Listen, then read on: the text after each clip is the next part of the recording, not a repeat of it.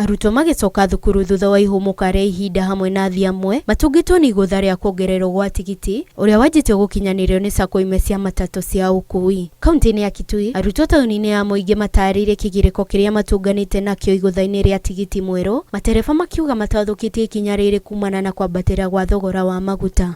Abiria wanalalamika juu ya watu wa magari na sisi watu wa magari tuko na shida. Juu sasa mafuta ikipandishwa lazima gari zipande. Tumekubaliana ya kwamba tutakuwa na nyongeza ya 20% kwa kila route.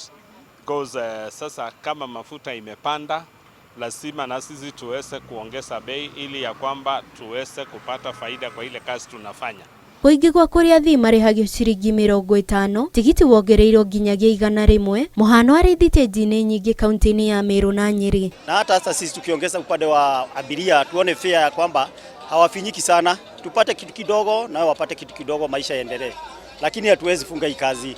Athii matarĩirie kũgirĩka gũkinyanĩria mĩhang'o yao, amwe ao makiuga tigiti ũyũ wongereirwo ihinda-inĩ rĩrĩa rĩtagĩrĩire, kuona ona igoti nĩ rĩambire kũrũgamia ũkinyanĩria wa watho wa kĩgĩna harĩa thogora mwerũ wa maguta wĩhoceirie. Tunaona serikali inatufinya saidi zote, saidi ya tax, saidi ya NHIF, NHSF, kila kitu sasa iko kwa mwananchi wa kawaida. Ngiribotera Inooro TV, njĩtagwo Ngari wa Gĩtiha.